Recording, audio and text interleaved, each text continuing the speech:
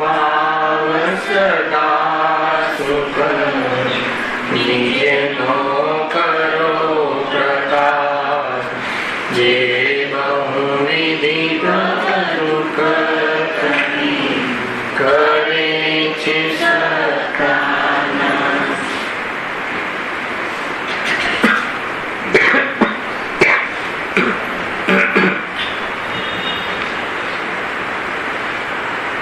શ્રી મોક્ષમાર્ગ પ્રકાશક ગ્રંથ છે.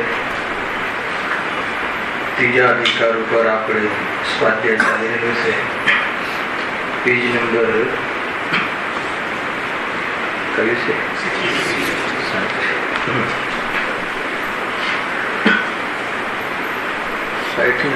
નામકરણ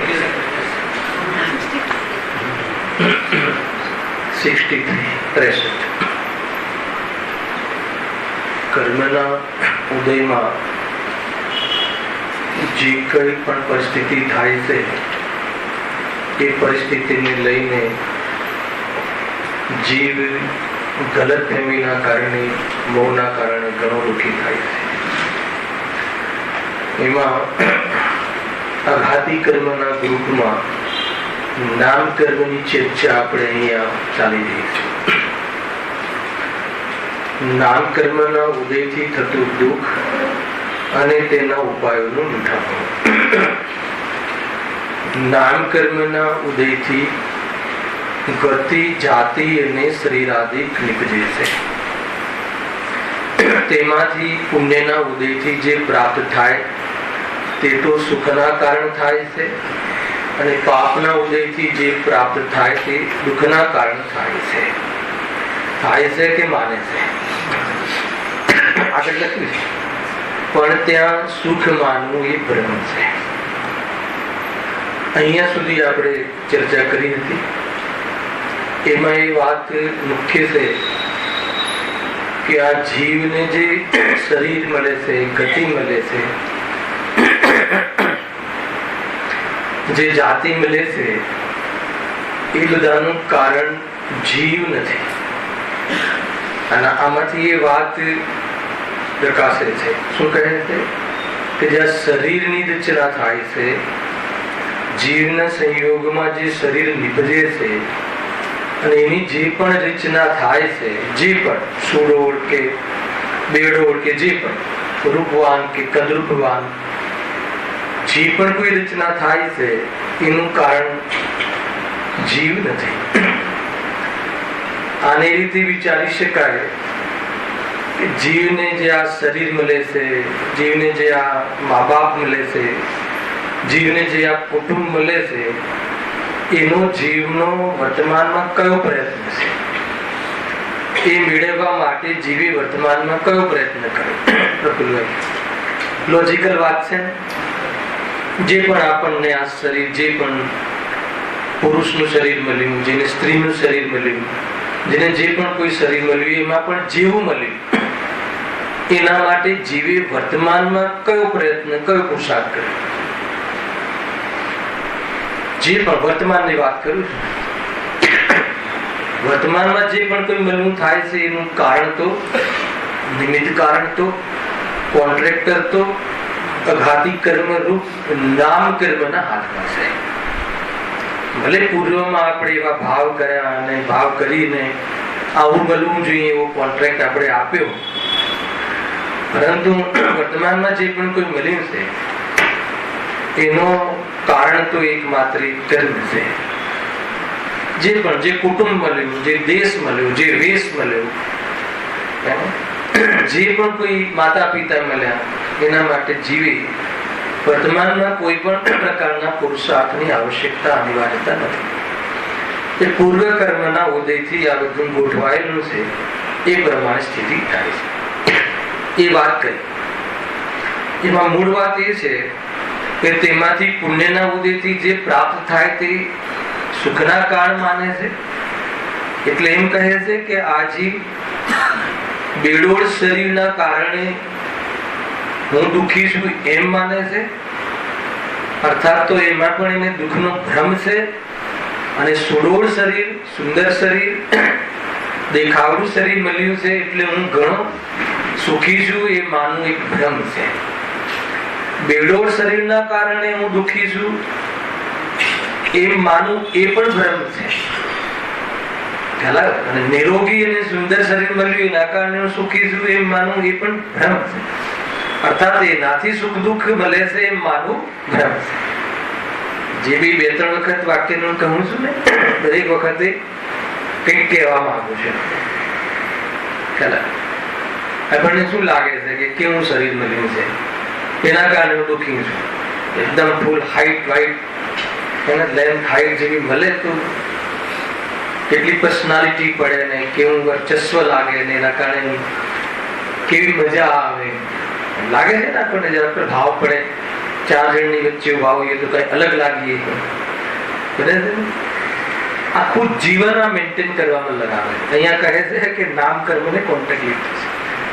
સાંભળજો, જે પણ કઈ થાય છે અને જેનું થાય છે એ બધું પરિણમન એનાથી તું ભિન્ન છે. મૂળ વાત તો એ છે. એ રીતે છે. પરના ઘરે પરણો આવે ને તું ખુશ થાય એવી વાત છે. મૂર્ખ છે ને આ જીવ, એ મૂર્ખતા જેમના મિથ્યાત્વ, એમના દોષ છે. કે સંયોગમાં જે પણ કોઈ સુધારો વધારો થાય છે શરીર આદિમાં, એને એ મળવું એ ભલે પુણ્યનો ઉદય હોય, એ પ્રકારના ઉદયમાં એવી જાતનું જો શરીર આદિની રચના થવું, સાંભળજો, એમાં નામ કર્મ ઉદય, અને એ શરીર સાથે આપણે ભીડાવવું એમાં વેદનીય કર્મનો ઉદય, પાપ પુણ્યનો ઉદય, અને એમાં શરીરમાં કેટલો કાળ રહું એમાં આયુ કર્મનું કારણ. આમાં જીવનું કાંઈ નથી. શરીરમાં આવે છે આજે હેલ્થ ને હાઈટ ને બધું છે એ શરીરનું સ્વરૂપ છે. ખ્યાલ આવે છે? આ બહારના વેશ કહો કે બહારના સંયોગ કહો, એના કારણે જીવમાં કેટલા ભેદ પડી જાય છે. સમજે? આ સવારે ચર્ચા થઈ, એક મોટો ડોગ જઈ રહ્યો હતો, મંદિર જતો તો સવારે, ક્યાં એવો છે ને, તો મેં કહ્યું કે જો આ કેવા ભેદ પડે છે, આ કૂતરું જઈ રહ્યું છે, આ સ્ત્રી જઈ રહી છે, આ પુરુષ જઈ રહ્યું છે, કે બહારના શરીરને લઈને જીવોમાં કેટલા ભેદ પડે. પણ ખરેખર એ તો પરમાર્થી જોવામાં આવે તો એમાં જે જીવ રહેલું છે, જે ચેતન રાજા છે, એના પ્રદેશ અસંખ્યાત દરેક જીવને, એ અનંત ગુણ દરેક જીવને, દરેક જીવ ચેતનાવંત, અનંત શક્તિઓનો સામર્થવાન, એમ જોતા કયો જીવ ગોળ છે ને કયો જીવ લાંબો છે ને કયો જીવ આડો છે, બતાવો. આ જે લાંબો આડો મોટો જે ભેદ અને બધા ભેદભાવ કરીએ અને આ ચેતનની દ્રષ્ટિ ના હોય, આ ચેતનની ઓરિજિનલ ચેતન છે એની ખબર ના હોય, ઓરિજિનલ ચેતનનું જે સ્વરૂપ છે એની ખબર ના હોય, તો આ ભેદના કારણે કેટલા પક્ષપાત કરાય, કેટલા પક્ષપાત થાય, અને આ પક્ષપાતના કારણે કેટલા ક્લેશ થાય, અને ક્લેશના કારણે જીવ દુઃખી થાય. સમજમાં આવે છે? તો કરવાનું શું છે? એનું વેશ હટાવવાનું છે કે એને ચેતન બનાવવાનું છે, કે વેશ પરથી દ્રષ્ટિ હટાવી અને ચેતન પર દ્રષ્ટિ કરવાની? કેટલું સિમ્પલ સ્વરૂપ છે અને લોજિકલ છે ભાઈ, લોજિકલ છે, ઇલોજિકલ નથી. આ કોઈ એમ ખપ્પું નથી. એમ ખરેખર જુઓ કે જે પણ કોઈ પ્રભુલાલ તમારા અંદરમાં જે બિરાજમાન શરીરમાં છે જીવ, એ તમારા ઘરના નોકરના શરીરમાં બેઠેલો જીવ, કે ઘરમાં ફરતા કોકરોચ આદિમાં રહેલો જીવ, ખ્યાલ એ બહારથી જોઈએ તો એક કોકરોચ લાગે છે, પ્રાણી લાગે છે, એક પક્ષી લાગે છે, એક પશુ લાગે છે, ખ્યાલ આવે? ઓર આગળ વધી શકો. ક્રોધમાં રૂપ પરિણમિત કોઈ જીવ ક્રોધી, રાગ પરિણમિત કોઈ જીવ રાગી, અનેક રૂપે દેખાય છે. પણ એમાં રહેલો જીવ, જો એ જીવ જેને દેખાય જેવો છે એવો, કેવો છે જીવ? ક્રોધના કાળમાં રહેલો જીવ, ચેતન તરીકે રહેલો એ જીવ, એના પ્રદેશ કેટલા? અસંખ્ય. અને શરીર રહિત સિદ્ધ ભગવાનના પ્રદેશ કેટલા? એમના ગુણ કેટલા? અનંત. આના ગુણ કેટલા? અનંત. બરાબર છે કે? ફેર કયો? જો ફેર નથી, એક રૂપ છે, સંયોગ રહિત, સંયોગી ભાવ રહિત, ચેતન સ્વભાવથી જો જીવને જોવામાં આવે તો આ શરીર આદિની જે રચના, જે નામકર્મના નિમિત્તથી થયેલી જે પણ છે એ પરિસ્થિતિ મારા સ્વભાવની અપેક્ષાએ અભૂતાર્થ છે, અસત્યાર્થ છે, અભાવ રૂપ છે, અર્થાત એ હું નથી. બોલો હવે એ કયું શરીર દુઃખનું કારણ અને કયું શરીર હોય તો સુખનું કારણ? તો કે એ કોઈ શરીર સુખનું કારણ અને કોઈ શરીર દુઃખનું કારણ એ તો ભ્રમ જ છે. એ લીટી નોટ કરે, ત્યાં સુખ માનવું એ ભ્રમ છે. અહીંયા તો એટલું જ લખેલું છે, પણ એ ભ્રમ કેમ છે એની ચર્ચા પણ મેં કરી દીધી. આજે પકડમાં આવે છે ભ્રમ છે કે નહીં? જ્યારે શરીર કાળું મળે, શરીર ઠીંગણું મળે, કે શરીર ફૂલ હાઈટ વાળું મળે, કે જીવ પણ કોઈ મળે, સુડોળ મળે, બેડોળ મળે, જે પણ મળે, જેવી બરાબર છે, જેવો વિચારો મળે, પણ એમાં રહેલો હું, એમાં રહેલો જીવ એ બહુ દૂર થઈ જાય છે, જરા થર્ડ પાર્ટી થઈ જાય છે. પહેલા થર્ડ પાર્ટી થઈ જાય છે. એમાં રહેલો હું ચેતન રાજા, સામાન્ય નહીં, રાજા, જીવ રાજા, જીવ રાજા, એનામાં કઈ બાજુથી મતલબ કે હીનતા અધિકતા છે નથી ને? તો પછી કોઈ કાળું શરીર મને દુઃખનું કારણ. ઘણા જેવો દુઃખી હોય છે, આનાથી દુઃખી હોય છે, બહુ મતલબ કે ગલતી ફીલ કરતા હોય છે જીવો પોતાના એ શરીરના, પોતાના શરીરના રૂપને જોઈને.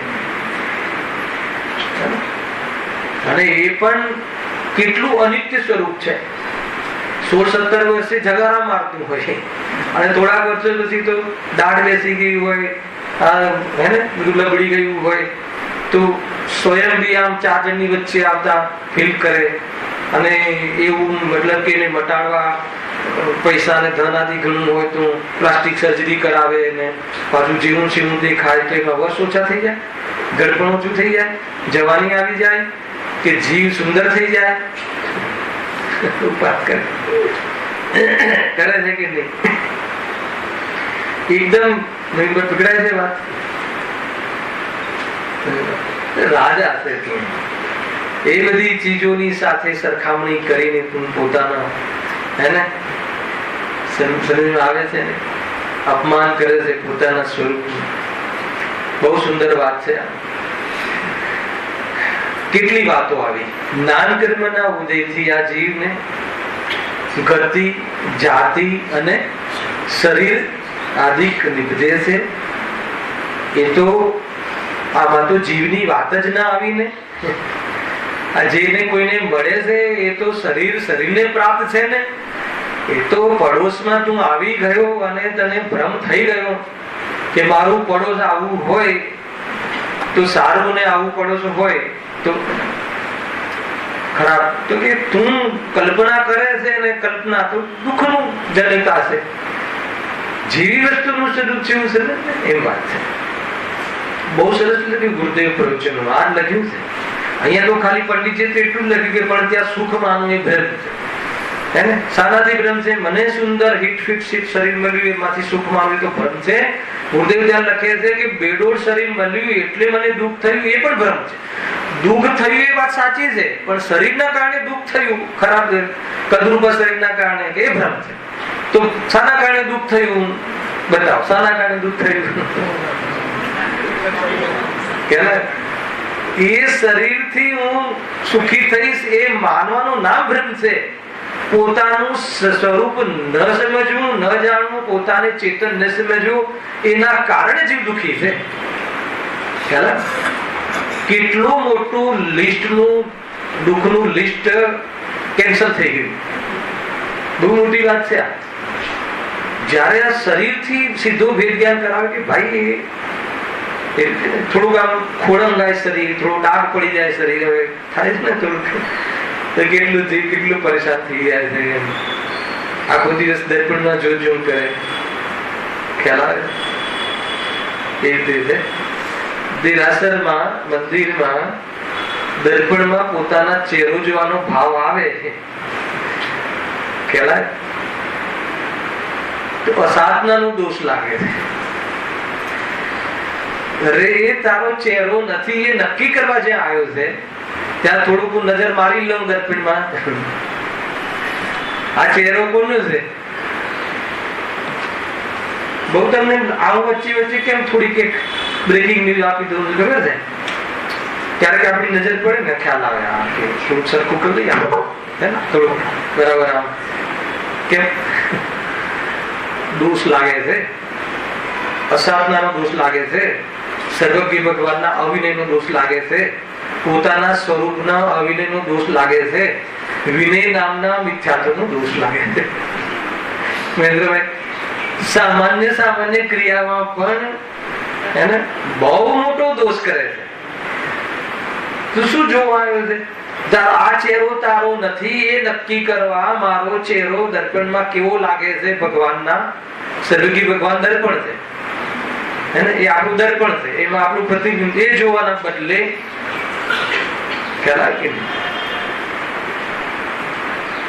કેટલું હવે આપણે તમને લાગશે આ તો હું જ કરીએ છીએ, એટલે મેં કહ્યું થોડુંક ખ્યાલ આવે તો આપણને ચેતાય, અરે રે એમ તો આવે ને, શું કરું છું, બુદ્ધિ બગડી ગઈ છે, અજ્ઞાનનું જ્ઞાન થાય અને આપણી ભૂલનો દોષનો બોધ થાય. કમસે કમ અરે સર્વજ્ઞ પરમાત્મા ચેતનને કોઈ બહારનું સ્પર્શ ગંધ વર્ણ વાળું રૂપ હોતું નથી, એને કાળું ધોળું દુબળું પતલું કઠોર નરમ, એના સુગંધ વાળું દુર્ગંધ વાળું, એ બધું જે છે એ તો સ્વરૂપ પૂતગલનું છે.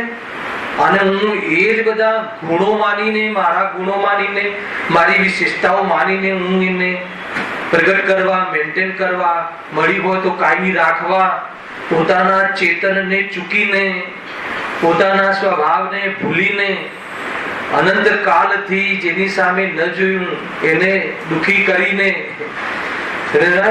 પોતાને દુખી કરીને હું આ કાર્ય કરું છું, તો એ આતંકવાદી છું એમ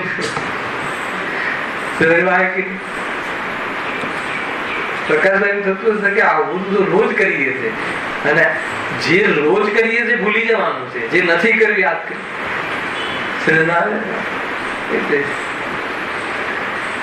જલ્દીથી સમજી જવા જેવું છે. જો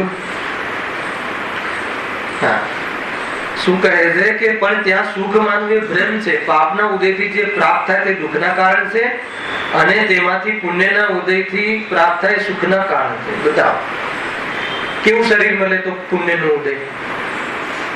ઠીક છે, પુણ્યનો ઉદયથી મળ્યું છે એની ના નથી, ચલો ને ઠીક છે, પણ સુખનું કારણ છે, અમને ત્યાં વાંધો છે. એ સુખનું કારણ લાગે છે, અમને ત્યાં વાંધો છે. જ્ઞાની એમ કહે છે કે શરીર મળ્યું છે, અમે એને મિથ્યા નથી કહેતા. મહેન્દ્રભાઈ, લોકના 6 દ્રવ્યો લોકમાં રહે છે એને મિથ્યા નથી કહેતા, પણ કોઈ દ્રવ્યથી મને સુખ મળે છે ને કોઈ દ્રવ્યથી મને દુઃખ મળે છે, તારી આ ભાવના જે છે ને, તારી જે આ માન્યતા છે, તારી જે સોચ છે, એનો અમને વાંધો છે. કેમ વાંધો છે? કે એનાથી તું દુઃખી થાય છે. બસ આટલી જ વાત છે. રહે ને જેટલા કાળ રહેવું હોય એટલું રહે ને, જેવી રીતે રહેવું હોય તે રહે ને. આટલી વિરક્તતા હે ને, આટલું પરત્વ, આટલી ઉપેક્ષા અગર જે દિવસે સંયોગોમાં અને સંયોગીભાવમાં થશે, એ દિવસે નિરપેક્ષ શક્તિ ખુલી જશે, નિરપેક્ષ તત્વ દેખાઈ જશે, પૂરેપૂરું ચૈતન્ય પરમાત્મા દેખાઈ જશે. કે નહીં? કેટલી અપેક્ષા, કેટલી અપેક્ષા, આ શરીર પ્રત્યે કેટલી અપેક્ષા. જરા પણ બસ આમ થાય, તેમ થાય, આ થાય, તે થાય. અરે શરીરની રચના કરનાર કોણ?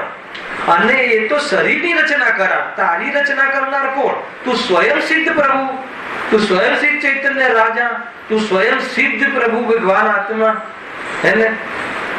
બતાવ તો હવે એને જોઈશ ક્યારે એમ કહે છે. ખ્યાલ આવે કેટલી અપેક્ષા રહે. જબરજસ્ત છે.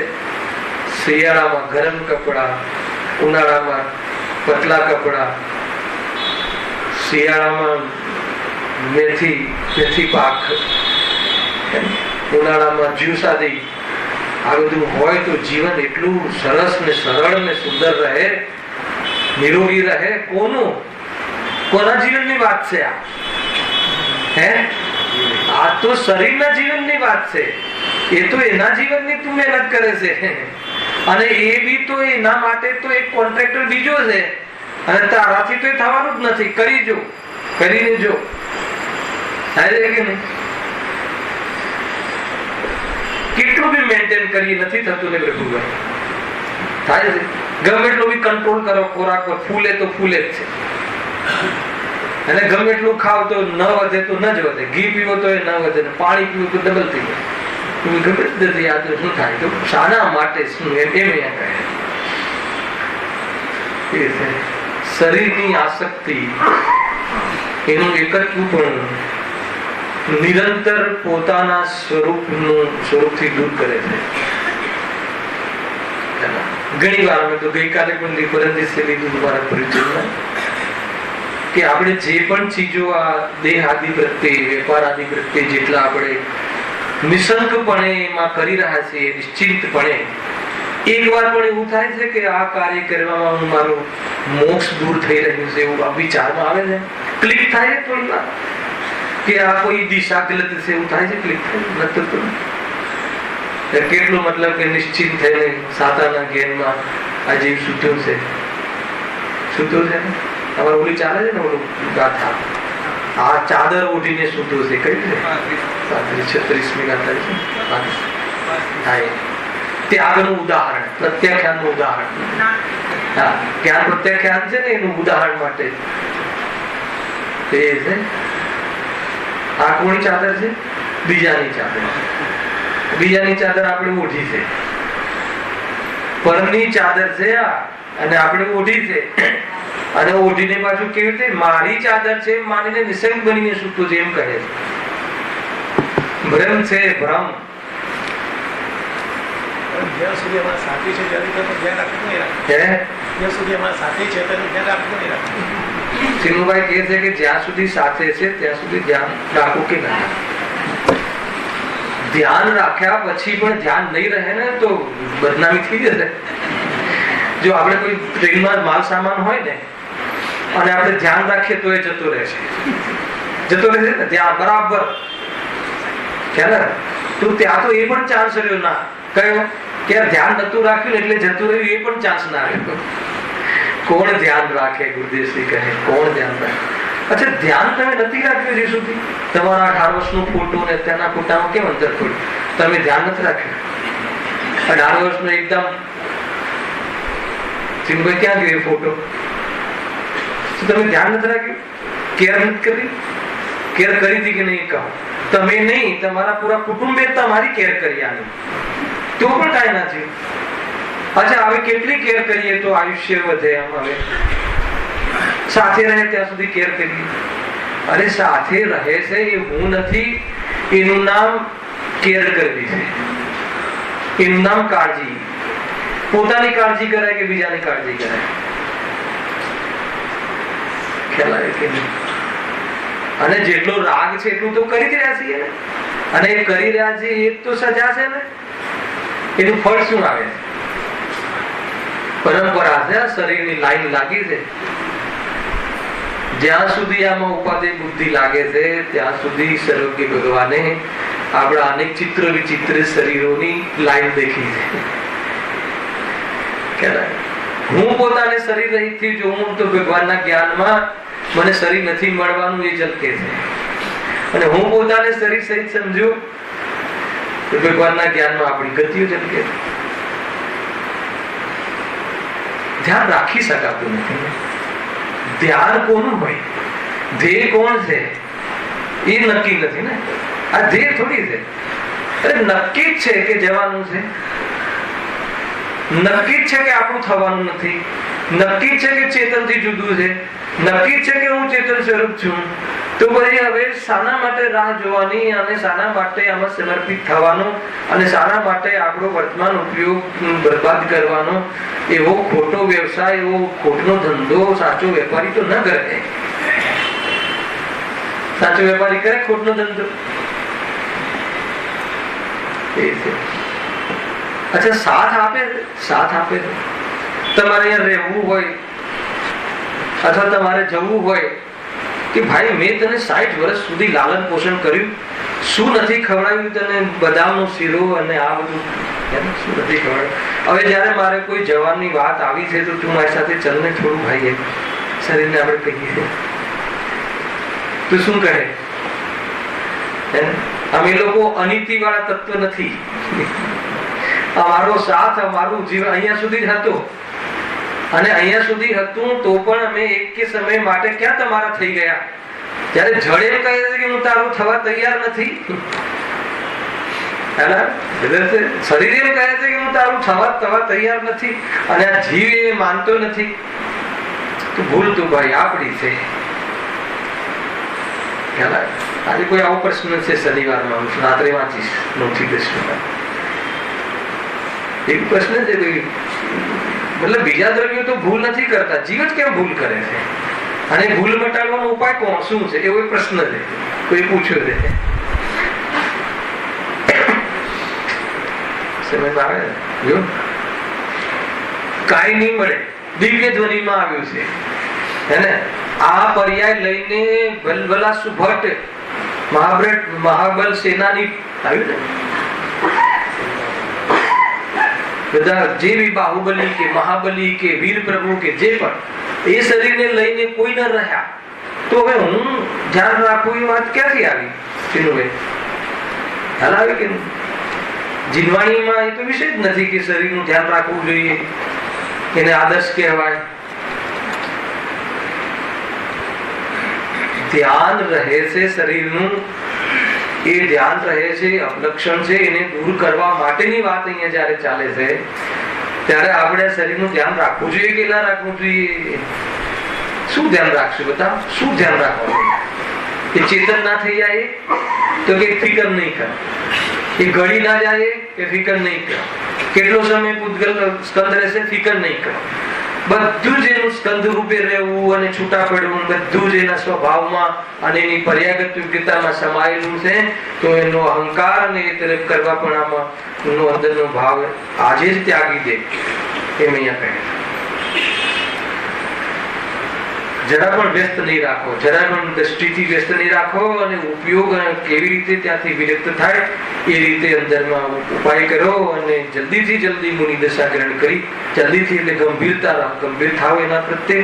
અને આ દેહને બહુ જ એક પ્રકારથી એને કહેવાય સન્માનપૂર્વક તમે અહીંયાથી આપણે આ દેહથી વિદાય લેવી જોઈએ હે ને. ચાર કંધા પર જઈને નહીં, રડતા રડતા નહીં, દુનિયા રડે એમ નહીં. અરે દેહ ચલતે ફિરતે સિદ્ધ હે હમ તો, અને એવી રીતે દેહ હોવા છતાં વર્તે દેહાતી એ લાઈનમાં જલ્દી આવી જાઓ પંક્તિમાં વર્તાયેલું છે. અડધો કલાક માટે બી જો એ દશા આવી ગઈ ને સાહેબ ખ્યાલ આવે ને તો સમજી લો કે આ કઈ મુનિ દશા, નિર્ગ્રંથ દશા. શરીર હોવા છતાં પણ જે શરીરનું રંચ માત્ર પણ અવલંબન નહીં, આસક્તિ નહીં. કઈ છે પંચ ઇન્દ્રિયો કા શું છે વિસ્તાર નહીં જિનકા, એવું શરીર જેનું પરિગ્રહ છે એમ કહ્યું. 5 ઇન્દ્રિયોનો વિસ્તાર નહીં એવું શરીર જેનું પરિગ્રહ છે. પરિગ્રહ એટલે એવું શરીર જેના સંયોગમાં છે પણ એનો વિસ્તાર નહીં, એનો અવલંબન નહીં, એમાં રસ નહીં, એનો આશ્રય નહીં, એના વિષયોનો આશ્રય નહીં. સમજાય એમ છે. જો ક્યાં હતા પણ ત્યાં સુખમાં વળી દુઃખના કારણ મટાડવા તથા સુખના કારણ મેળવવા એ જે ઉપાય કરે છે તે બધા જૂઠા છે. આ શું? દુઃખના કારણ મટાડવા. દુઃખનું કારણ કયું લાગતું હતું? ગરડું શરીર, બેડોળ શરીર, નાક થોડું તીરછું હોય, આ ડાઘ પડી ગયા હોય, તો એ બધું દુઃખનું કારણ લાગતું હતું. હવે એ સુખનો ઉપાય કરે, શું કરે એનું? ઘણા લોકો મારા પોતાના જે બહારના લૌકિક જે ગ્રુપ છે ને એમાં અમે કેટલી વાર જોયું છે, સાંભળ્યું પણ છે. મારા એક મિત્ર છે દિલ્હીના વેપારી ભાઈ છે, તો બસ જીવન એમાં લગાવે કે થોડું શું છે કે હવે ઉંમર થઈને તો નાક થોડું બેસી ગયું છે, જે ટાઈપ હતું ને નથી તો કે હવે પ્લાસ્ટિક સર્જરી કરાવી છે. ઉપાય કર્યો. કયો ઉપાય કર્યો? સુખી થવાનો ઉપાય. ઉપાય છે માટીના આકારો બદલવા એ સુખનો ઉપાય છે કે આકારોમાં સુખ નથી, નિરાકાર જ સુખ છે એ નક્કી કર્યું એ સુખનો ઉપાય છે. કોઈ નથી બચતું આમાં, આપણે બી નથી બચતા. આપણે સુખ, આપણે જે પણ આ શરીરની મરામત કરીએ છીએ, શરીરની, શરીર જ લો ને, આપણે તો શરીરની વાત છે નામ કર્યું મુખ્ય રૂપથી તો એ તો કલાકાર છે, 3 પ્રકૃતિ છે, એના 3 એજન્ટ સબબ્રોકર છે અને બધા જ આ શરીરની સરભરા કરવામાં લાગ્યા છે. અને જેટલા કાળ જેટલી સ્થિતિ કરવાની કોન્ટ્રાક્ટ જેટલા સ્થિતિ કરશે અને આપણે મરમ્મત કરીએ છીએ, એ વચ્ચે હસ્તક્ષેપ કરીએ છીએ કે કરીએ છીએ કે નથી કરતા. શાના માટે? આ છે ને લખ્યું, જો વળી દુઃખના કારણ મટાડવા તથા સુખના કારણ મેળવવાના એ જે ઉપાય કરે છે તે બધા જૂઠા છે. પેલી એકદમ બધી જગ્યાએ મુલતાની માટી લગાવે, એકદમ જરા ભયાનક બને. શાના માટે લગાવે? ગોરું થવાય એમ નહીં, સુખી થવા. ત્યાંથી પકડો એનો ભ્રમ, એની નસ પકડો.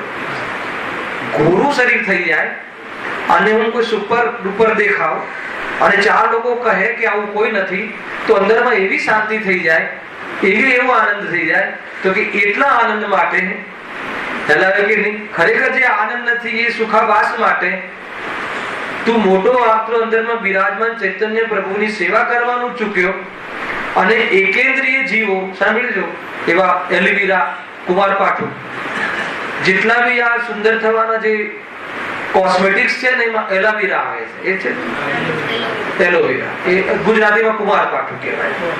ચલાવો, એ સાધારણ વનસ્પતિ છે.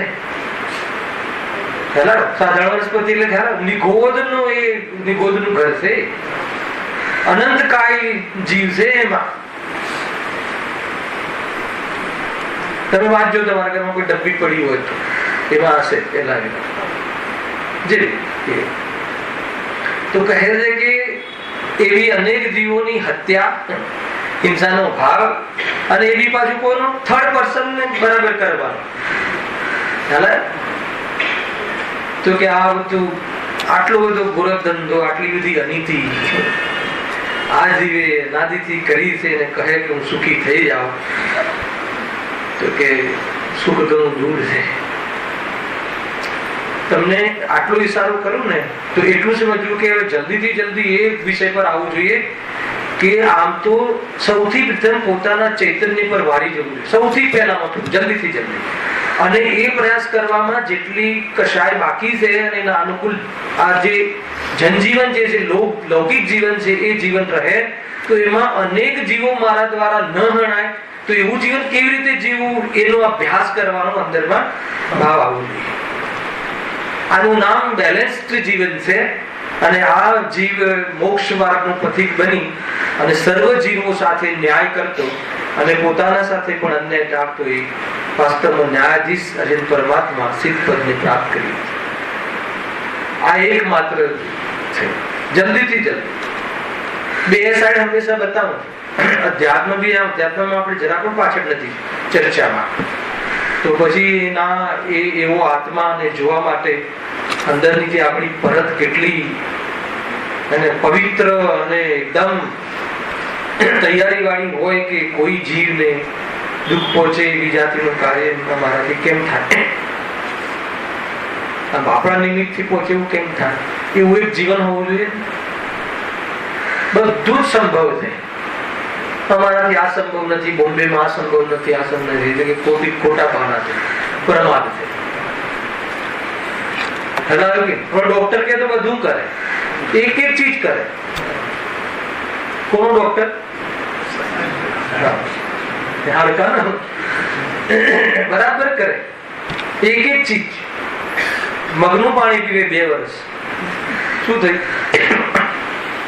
અને એ આઠમના દિવસે કહીએ કે યાર હરિતકાયમાં જીવો, કમસે કમ એક દિવસ આસક્તિ છોડવાનો અભ્યાસ તો કર. ના ચાલે.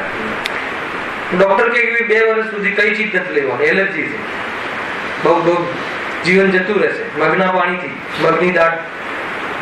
બસ હા સાહેબ, જી સાહેબ, 1000-2000 રૂપિયા ફી પણ આપે તો કે નહીં. બહુ શાંતિથી સમજવા જેવો વિષય છે ભાઈ. જો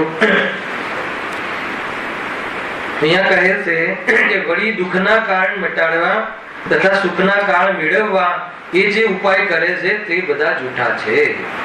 સાચા ઉપાય તો માત્ર સમ્યક દર્શન આદિક છે. આ સાચો ઉપાય શું છે? સમ્યક દર્શન, જ્ઞાન, ચારિત્રાણી, મોક્ષ માર્ગ. મુક્ત થવાનો એકમાત્ર ઉપાય સાચું દર્શન. શું છે સાચું દર્શન? એને એ એક સમયની એ વેશ, એ પર્યાય એ બહારમાં છે, પણ એ કોની છે? એ પૂતગલનો વેશ છે. એ મારું રૂપ નથી. હેને એનાથી ભિન્ન મારો અનુભવ કરવું એ મારી સુંદરતા છે, એ મારો ગુણ છે. ખ્યાલ આવે કે નહીં? સ્વરૂપમાં એકત્વ કરવું એ મારે પ્રગટ કરવાનો ગુણ છે. અને હું એવો ને એવો એકત્વ સ્વરૂપે છું, જ્ઞાન સ્વરૂપે, એ મારી શક્તિ રૂપ ગુણ છે. આ રીતે શક્તિને પ્રગટ કરવાનો ઉપાય એના વેદ વિજ્ઞાન દ્વારા, લાગે કે નહીં, આરાધના કરી વેદ વિજ્ઞાન દ્વારા એ જે સ્વભાવથી અભેદ રહ્યો છે એ ભેદ વિજ્ઞાન, વાત ભેદ વિજ્ઞાનની, અને ઉપાય અભેદને જોવાનો, એવું કાર્ય તું જલ્દીથી કરી લે. આ સમ્યક કાર્ય છે. જીવ દ્વારા અનંત કાળથી આ કાર્ય નથી કરાયું. એટલા માટે આ જીવ 2 વસ્તુને મેળવીને હાથીની જેમ ઘાસ સાથે ચૂરમો મેળવીને, એને ચૂરમો અને ઘાસ ભેગું ખાય, એ રીતે એવી જાતિનો દોષ પેદા કરે. ઘાસ નાખો કે ચૂરમો નાખો, 2 ભેગું કરીને ખાય ને હાથી. એ રીતે રાગ અને જ્ઞાન ભેગું, રાગ ને જ્ઞાન એક જ માને, સ્વાદ આવે.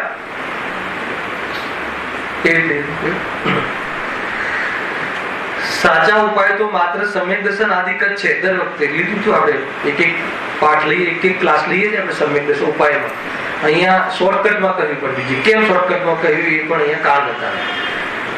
સમ્યક દર્શન આદિક છે તે તો વેદનીય કર્મનું કથન કરતા જેમ નિરૂપણ કર્યા તેમ અહીં પણ જાણવા, એમ કહીને શોર્ટકટ. વેદનીય કર્મમાં બહુ લીધું હતું, કેમ કે આગળ લખ્યું છે કે નામ કર્મ અને વેદનીય કર્મના નજદીકતાની વાત છે. કેમ કે નામ કર્મ શરીરની રચના કરે છે અને વેદનીય કર્મ એની સાથે સંયોગ કરવામાં નિમિત્ત બને છે. મતલબ એકદમ કદરૂપું, કાળું, લાંબુ, હફસી શરીર રચના કોણ કરે છે? નામ કર્મ. અને એની સાથે આપણને મેળ કરી આપવો, બંનેને કોન્ટ્રાક્ટ કરી આપવો, હે ને, એનું કામ કોણ કરે છે? કયું? અસાતા કે સાતા? જરા બોલો તો. કેમ અસાતા અને કેમ સાતા? એવું શરીર કોઈને સાતાવિદની પણ હોય કે અમને એવું ગમે છે અને એવું મળ્યું તો સાતાવિદની. આમાં ફ્લેક્સિબલ છે. એ જે ત્યાંના લોકો છે, જે હફસી લોકો કે જે એકદમ કાળા, તો ત્યાં એમાં કોઈ મતલબ કે સુંદર દેખાય કે એવું નહીં હોય, એવી જાતિની કોમ્પિટિશન નહીં હોય. ખ્યાલ? ત્યાં કોસ્મેટિક વાળાનો બિઝનેસ બહુ ચાલતો હતો.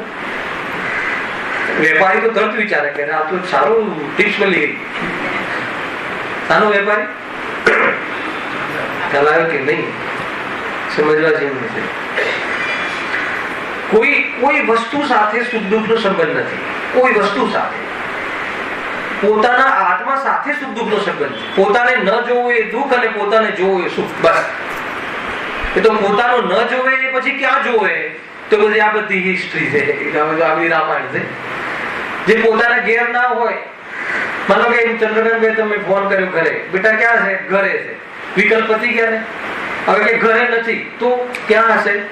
સાસરીમાં હશે, ફ્રેન્ડને ત્યાં હશે, દુકાને હશે, હોટેલમાં હશે, સ્વાધ્યાયમાં હશે કે નહીં? ક્યાં હશે? હવે કેટલા વિકલ્પો ચાલુ થઈ ગયા. અને ઘેર છે પતિ ના ખ્યાલ આવે?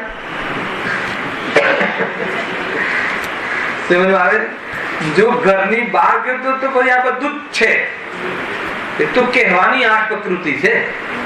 બાકી લોક પ્રમાણ, અસંખ્યાત આશ્રવ ભાવ, અસંખ્યાત લોક પ્રમાણ અને અનંત કાળથી જોઈએ તો અનંત ભાવ. સ્વરૂપમાં ન રહે એને બહાર રહેવાના રખડવાના ઠેકાણા ઘણા છે.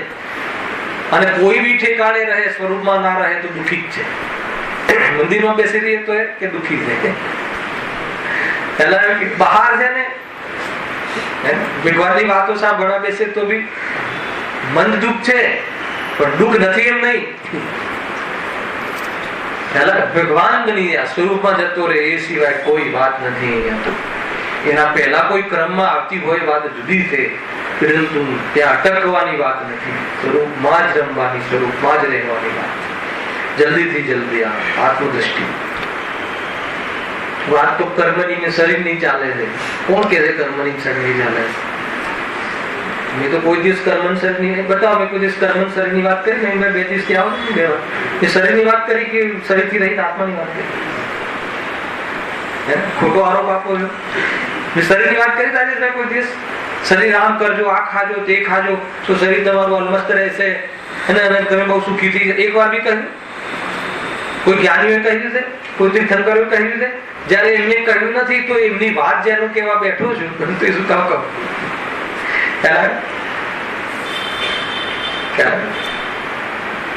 આપણને જે રોગ થયો છે એનું એડ્રેસ ક્યાં મૂકવા? આ ગાદીથી ઉઠીને રાગ વધી જાય તો જીતુભાઈ આ પગ તૂટ્યું છે ને એમની એડ્રેસ છે મારી પાસે. પરંતુ અહીંયા તો આ પગ તૂટ્યો છે, ફૂટ્યો છે, તમારે શાંતિ લેવી હોય તો એક એડ્રેસ છે મારી પાસે. કયું એડ્રેસ છે? શાસ્ત્ર છે અને શાસ્ત્રમાં કેવી રીતે આ દુઃખ દૂર થાય એ કહ્યું છે. તો પછી આ ગાદીથી ઉઠીને પેલી વાત ચાલે કે ના ચાલે? કે ના ચાલે. અને એ વાત યાદ આવ્યા રાખે છે, એ સંસ્કાર મટાડવો છે એટલે આ ભેગા થયા છીએ. બહુ સાદી વાત કરી રહ્યો છું તમને, પણ એકદમ પ્રેક્ટિકલ વાત છે. જો કોઈ લોકો એમ સમજે છે કે આત્માની વાત મંદિરમાં સારી અને ઘરમાં શરીરની વાત સારી, એમ નથી. આત્માની વાત મંદિરમાં શીખવાની હોય અને બાકી બધી જગ્યાએ પ્રયોગમાં લેવાની હોય. આ જરા વિચારજો થોડુંક. સંકેત બરાબર છે કે નહીં? જોરદાર છે ભાઈ. કઈ સ્ટાઇલ સારી લાગે?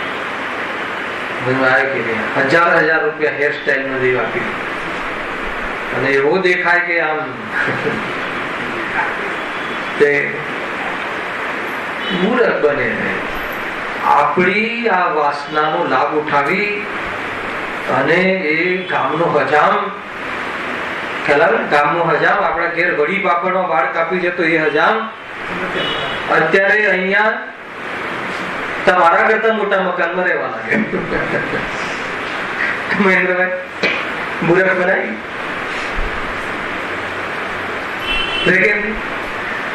ખોટી વાત છે. 4 વાળ હોય તો 400 રૂપિયામાં કપાવે. એમ સમજે તો વાળ કપાવવા શું કામ જાય? અરે એ તો બહુ મોટી વાત છે. એટલું સમજાય ગયું હોત તો વાત જ કે પૈસા એના હતા ને ગયા, આપણા હતા લઈને ગયા, તો પછી જયારે પૈસા આપણા નતા તો આપણું ક્યાં છે? તો બહુ મોટી વાત. એટલી ખબર હોય ને તો પ્રોબ્લેમ નથી. ભલે જવારૂપ જજો, પ્રોબ્લેમ નથી. જજો એનો સર વાંધો નહીં, ચેતતા આવડે છે. એક સ્ટોરી છે. કઈ સ્ટોરી ખબર? એક પક્ષી હોય છે, એનું એક બચ્ચું હોય. સાંભળી લો. હવે એ પક્ષીના બચ્ચાને એ બચ્ચું જીદ કરે છે કે મારે ઉડવું છે, મારે ઉડવું છે, મને જવા દે, મને જવા દે. તો એની માતા જે હોય છે, પક્ષી રૂપી માતા હોય છે કે નહીં બેટા, તો એ બહુ જીદ કરે છે.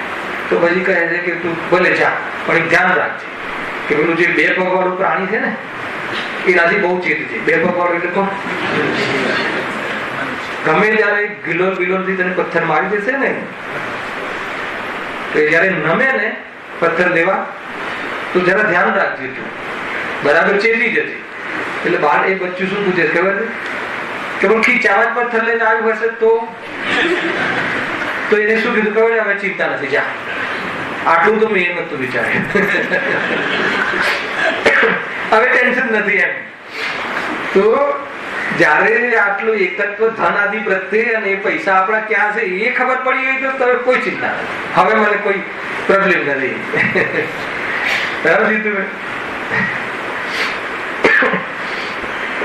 આ કેમ કહું છું કે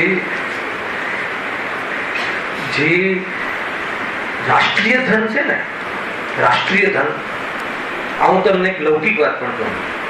રાષ્ટ્રીય જે સંપત્તિ છે ને એ સંપત્તિને પણ બચાવવી જોઈએ.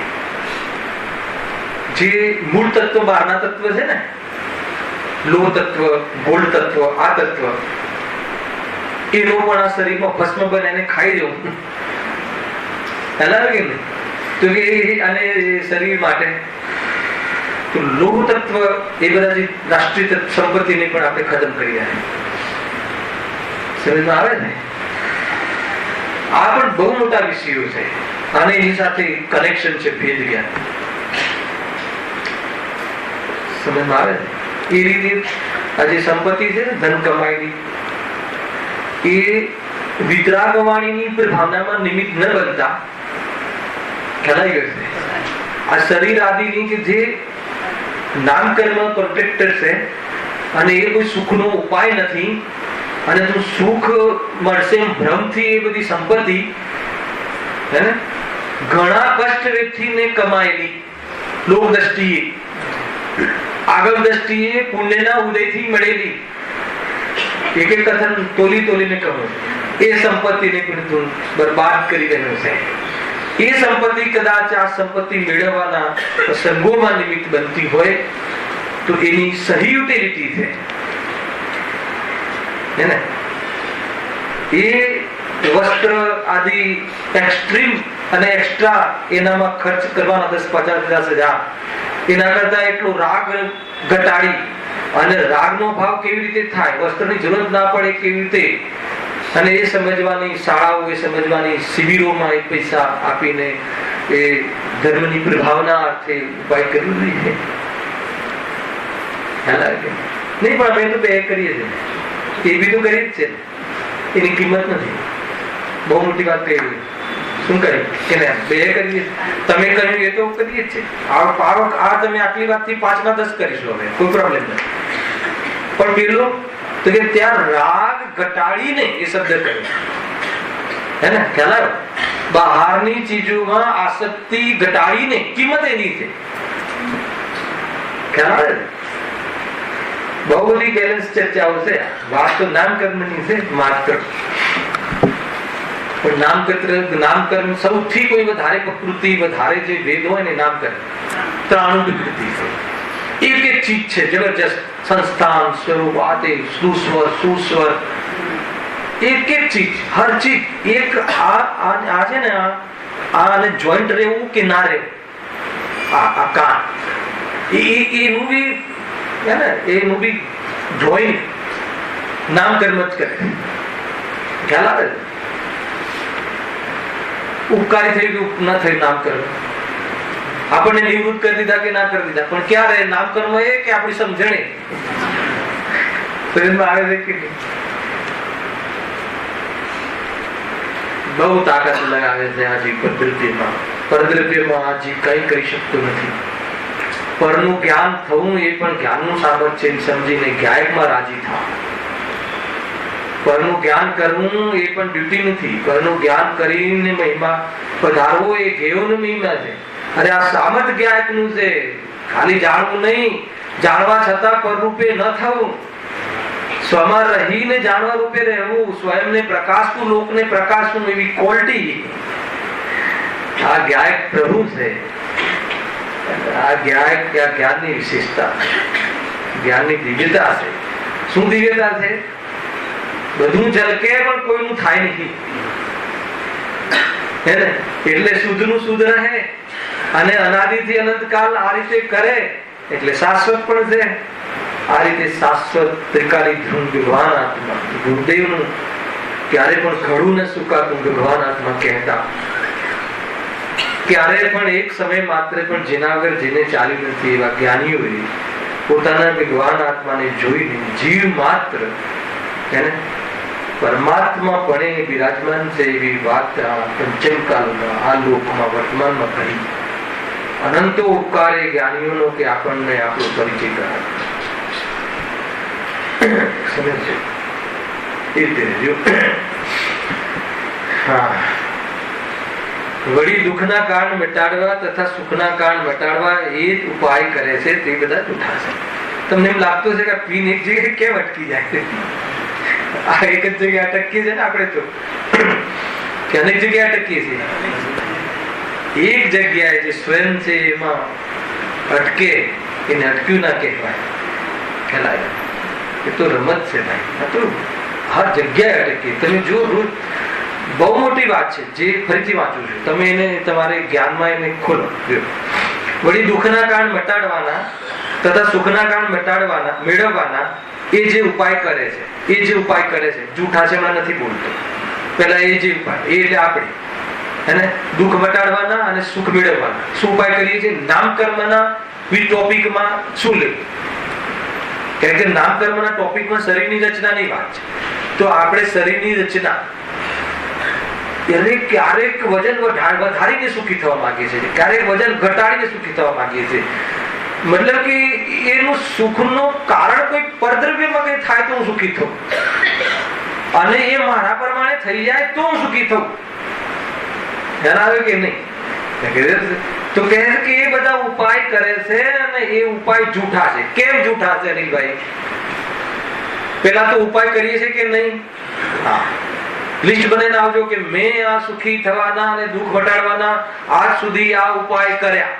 અહીં મારે લિસ્ટ નથી સાંભળવું સમીરભાઈ, પછી મને એનો એક જવાબ આપી દેજો રાતના પ્રવચનમાં કે આ ઉપાય સાચા છે કે જૂઠા છે. હેને? તમે અહીંયા જોઈને કહો તો કહેજો જૂઠા છે, પણ જૂઠા કેમ છે એ બતાવી દેજો. અત્યારે કહી શકો કેમ જૂઠા છે? હે? કેમ કે સુખી ન થાય. કોઈ દૂર જવાની જરૂર નથી, સાજ તો બહુ દૂર છે. આ બધા ઉપાય કર્યા ને, તો ઉપાય કર્યા પણ એમાં જૂઠા એટલા માટે છે કે સુખી ના થયું. ના, કોક વાર તો સુખી થયું તો કે સુખાભાસ છે. કોક વાર થયું એટલે શું?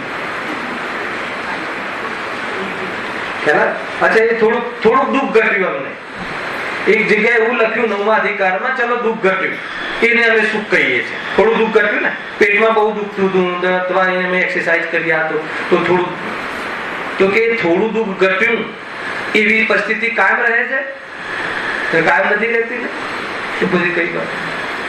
સુખ નિરપેક્ષ હોય, સુખ સ્વાધીન હોય, સુખ સહજ હોય, સુખ પરમિનન્ટ હોય. જેના પછી દુઃખ ના આવે ને સુખ કહે છે. એટલે બહુ વિચાર કરવા જેવો છે. જે પણ આ વાત મને એટલી ગમે છે કે બધા ઉપાય જૂઠા છે. આપણને ઉપાય જૂઠા લાગવા એ મુખ્ય વાત છે. એ ઉપાય જૂઠા ત્યારે જ લાગે કે જયારે સાચું સુખ ક્યાં છે એ વાત ખબર ન લાગે.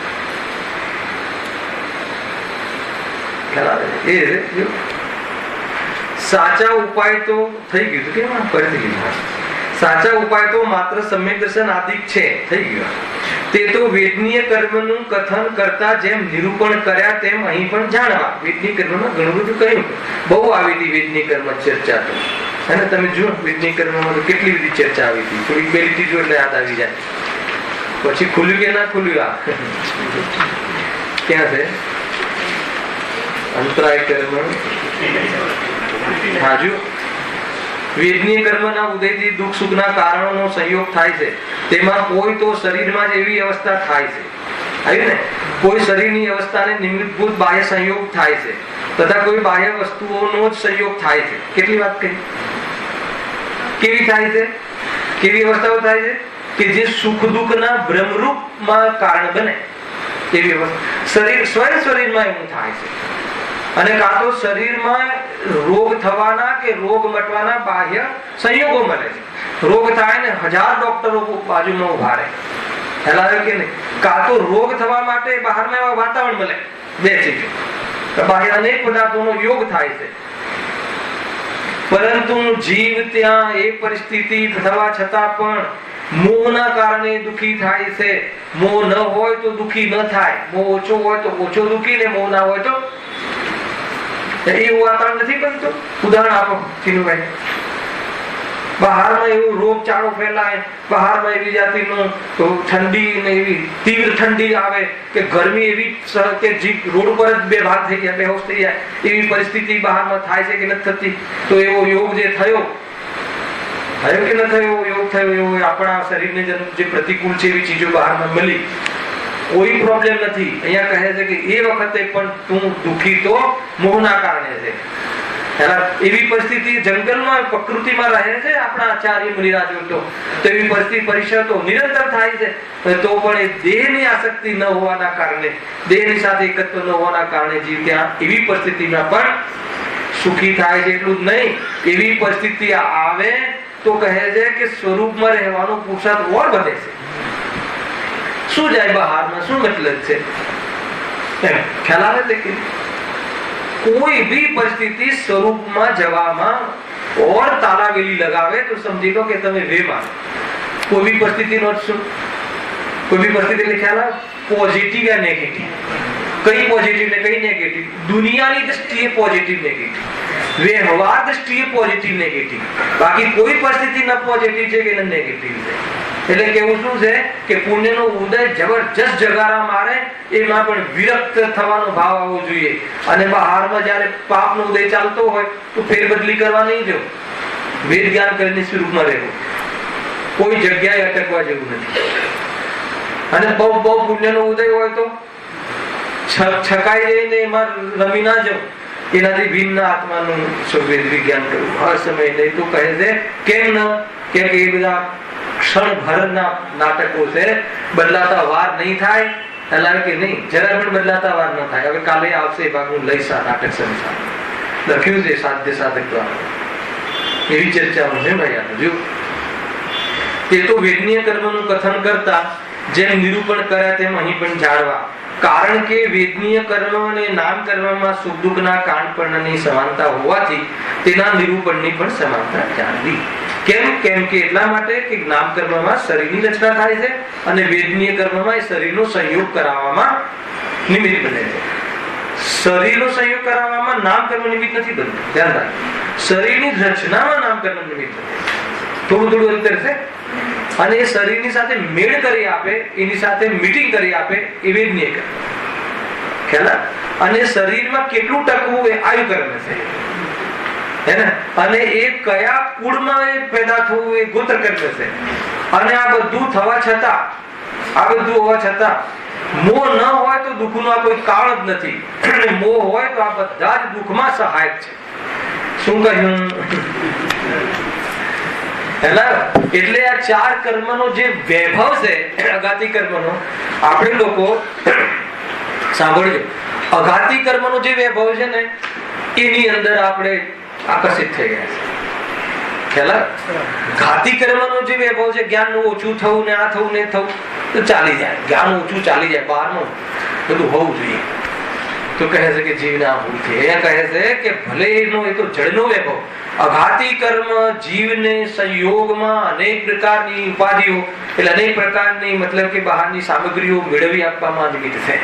ચારે કર્મ બરાબર છે, શરીર આદિ બધું, પરંતુ એમાં કોઈ પણ દુઃખનું કે સુખનું કારણ નથી. જીવ સ્વયં મોહથી વિભ્રમ, એને ભ્રષ્ટ થઈ સ્વભાવથી, અને એમાં સુખનો કલ્પના કરી લેશે અથવા કોઈ સામગ્રીમાં દુઃખની કલ્પના કરી લેશે, અને એટલે જીવ સુખી દુઃખી થાય છે, સુખના સુખાભાસ સુખી થાય છે.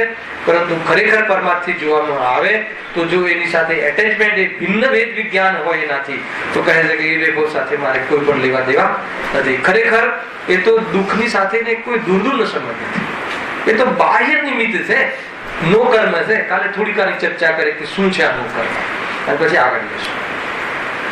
સહજાનંદી શુદ્ધ સ્વરૂપી